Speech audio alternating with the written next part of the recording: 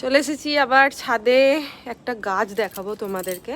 আমি যখন বাইরে ছিলাম আমার মা বলেছিল চন্দন গাছ বসিয়েছি, তো আজকে সেটাই শেয়ার করব। এখনো পর্যন্ত আমি দেখিনি কোনটা চন্দন গাছ, এত গাছপালার মাঝে। ঠিক আছে, দেখাচ্ছি তোমাদেরকে, দাঁড়াও। কোনটা চন্দন গাছ? এইটা?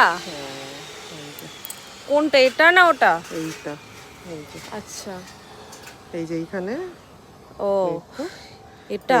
এইগুলো তারা ফোকাস নিচ্ছে না, এই তো এবার ঠিক আছে। এটা চন্দন গাছ নাকি, কিন্তু কাঁটা আছে।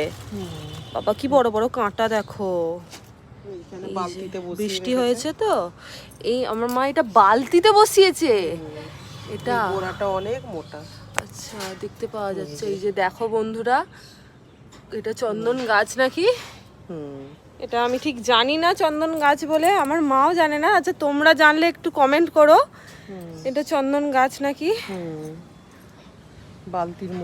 বালতির মধ্যে বসিয়েছে। আচ্ছা, এটা যদি মাটিতে বসানো হয় কেমন হবে? অনেক মোটা হবে, অনেক বড় হবে গাছটা। আমি শুনেছিলাম যে চন্দন গাছ বসানো যায় না, আসলে চন্দন গাছ দিয়ে ওষুধ তৈরি হয় তো। এই যে এটা। আচ্ছা, এটা আচ্ছা, মোটা গুঁড়িটার জন্য এটা জনপ্রিয় নাকি? না না, গাছটা তো মেন। আচ্ছা, গাছটা মেন। গন্ধ বেরোয় না।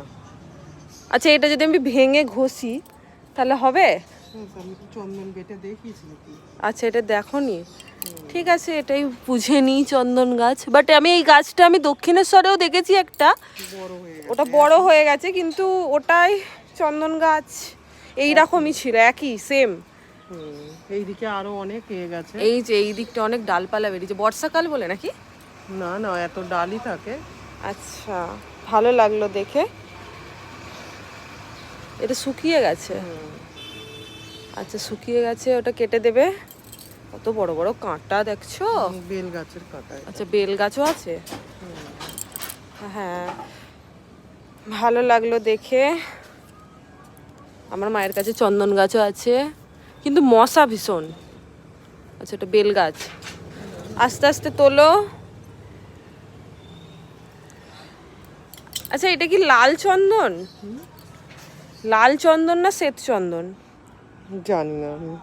আচ্ছা, হবে হয়তো একটা চন্দন গাছ, এটুকু বললে বিশ্বাস করলাম। তোমরাই বলো কমেন্ট করে, এটা কি সত্যি চন্দন গাছ নাকি।